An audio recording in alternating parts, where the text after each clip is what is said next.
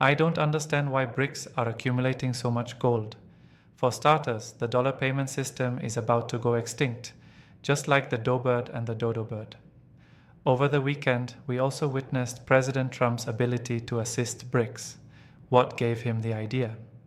The US-India relationship, as you might expect, has completely collapsed. A new body has emerged in India and China. Although they are members of the BRICS, their relationship has always been tense. Therefore, nations will start hoarding gold and relying less and less on the dollar even more quickly as a result of that. A report from the Economic Times states that India is relying more and more on gold as a means to bolster its foreign exchange reserves and reduce its exposure to US Treasury bills. New information from the US Treasury Department and the Reserve Bank of India shows a change in preference, which mirrors a worldwide trend away from relying heavily on the US dollar. The writers portrayed gold as the pinnacle of international payment in their survival guide for monetary chaos, a pocketbook of gold. The importance of wisdom now being revealed in real time is highlighted by Mario Innecco. In response to US sanctions on India, the BRICS countries are hoarding gold, which is bringing them closer to a new payment system with China that does not involve the dollar. A geopolitical shift, foretold in a gold manual, is being observed by the entire world. Households in India may own more than 25,000 tons of gold, surpassing the combined reserves of the top 10 central banks in the world, according to some reports. The Chinese government and individual savers have been heavy buyers of gold for the last 15 years.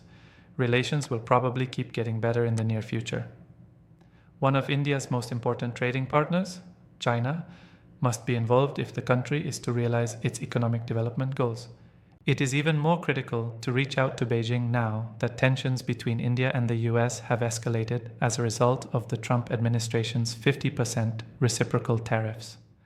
The proverbial "he who has the gold makes the rules" applies in this situation. Investors in bonds and pension funds are coming to terms with the fact that they will be paid back in a currency with significantly less buying power, which is the true cause of the current gold price increase. Currency devaluation, says economic forecaster Martin Armstrong, is like a hidden tax that reduces people's buying power. Rising money supply, M2, and other monetary aggregates are an indication of currency debasement, according to a recent forecast by Innecco. As debt loads rise, the value of what was formerly wealth is falling due to inflation and devaluation. In order to ensure that you never miss an opportunity to witness the intersection of truth and market, hit the subscribe button and tap the bell icon before we delve into Mario Innecco's astute observations from his most recent interview. Now, let's begin. I mentioned before that I have some excellent news regarding a gold wallet. Yes, a gold pocketbook, a guide to surviving financial chaos. Furthermore, I believe we are correct. Great news. I've got some exciting news to share with you. Sadly, Jim Sinclair, who passed away a year or so ago, and Peter Carlin, whose identity I was never fully familiar with, were the writers of the piece. Plus, I got a call from the most unlikely source around 6 weeks ago. It turns out that Peter Carlin watches my channel and noticed that I rave about this book. And this book was published, I don't remember the exact year, in 2010, 2011. And I acquired it through Jim Sinclair's JS Mindset blog.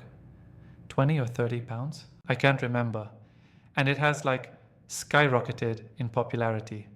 Their lack of publication is the only real drawback, as they are now worth hundreds of dollars despite this. I would have to look into eBay to find out how much one would cost. However, I should mention that Peter Carlin got in touch with me, and the good news is that they plan to publish a second edition. Additional copies will be published and sold. He also expressed interest in doing an interview for the channel, which would be fantastic. And, discussing this book would be a wonderful addition. I feel compelled to bring up Chapter 2 because of how pertinent it is to the current situation. They discuss what constitutes gold in Chapter 2. Gold, as stated in the first section of the chapter, is the pinnacle of international payment systems. It seems like that's the case, isn't it? I don't understand why BRICS are accumulating so much gold. For starters, The dollar payment system is in a state of disarray, going kaput. Plus, President Trump helped BRICS, as we saw over the weekend. What gave him the idea? As expected, ties between the US and India deteriorated. China and India have become new friends. Their relationship has always been a bit tense despite being a member of BRICS. As a result, nations will start hoarding gold and relying less and less on the dollar even faster. Secondly, unlike inflation, gold is a measure of confidence and fear. Of course, that's also accurate. At the moment, people are very afraid, and they have very little faith in the system. People who believe in the power of gold as a proxy for global influence. Certainly, the wealthy get to decide on policy, doesn't he? That appears to be changing. There is, in fact, a great deal more outside of the US in the BRICS. Might I say that I support the BRICS? No, I'm simply attempting to inform you of the situation so that you can safeguard yourself, ideally monetarily. For the same reason that we're discussing and viewing this is also a great one. Government debt and the capacity or desire to repay it can be measured in gold. So, there you have it. Bond investors and managers of Dutch pension funds have recently come to the realization that wealth that was previously taken for granted now seems ephemeral, which is contributing to the current increase in gold prices. Gold and silver, in my opinion, are trying to tell us something about that. Also, this should serve as a warning that governments and central banks are fighting for their very survival and will not tolerate deflation or fiat currency. Thus, the purpose of gold and silver is to expose the nature of true wealth. Things are no longer priced according to the amount of money one used to purchase them. However, wages have not kept pace with price increases. We are also well informed on that matter. Government debt or debt caused by mismanagement weighs heavily on citizens instead of wealth. Everyone ends up paying more as a result. Food, fuel, and other essentials will cost more. Devaluation is the government's way of passing the cost of its poor economic management on to the people. I quote Martin Armstrong, the prisoner's money manager, who has artfully said that a currency's depreciation is really an exaggerated free market tax on wealth. So money can be an indirect tax to make up for bad government management. When the price of gold goes up, which it is right now, and in all currencies, it devalues all of those currencies and reestablishes wealth on a global scale, as is historical evidence and what is happening now. It becomes a competitive event in and of itself when trying to restate wealth to a lower level. As countries compete to lower their debt loads, they devalue their currencies against one another. The central theme is indebtedness. In 1933, when FDR devalued the dollar relative to gold, the United States was the 9th country to do so within a span of 3 years. Wealth that was built on the back of unsustainable debts will inevitably have to reset at a lower level, as will wealth that is based on false assumptions. As monetary aggregates grow, populations must shoulder the burden of redistributing wealth. Pay attention to M2, actual inflation. It is reaching new heights. It's becoming very popular. Take a look at the graph to see the effects of this increase in the money supply. It denominates their wealth and depreciates the national currency. Regardless of whether they personally took on any debt, this is something that happens to all holders of currency. As a store of value that moves in the opposite direction of a country's currency, gold tends to rise in value. This is the part that many people in the world fail to grasp. Contrary to what they believe, it is not a mere commodity. It is a commodity, but it is highly valuable monetary commodity. Debt deflation has transformed into currency inflation, and both things, a lower standard of living and higher commodity prices, are contributing to this trend. That is all. The current state of the gold market is eerily similar to the instability experienced in the 1980s. Uncertainty over global politics, skyrocketing interest rates, and widespread inflation were all features of that era. In 2025, all of the elements were visible again. Will gold price history repeat itself? That is the big question, to forge a different route. According to Mario Innecco, a market expert, your wealth is just an illusion after 50 years of a fiat system. The economic turmoil in the West can be explained by the massive deflation that is already underway when measured in terms of precious metals.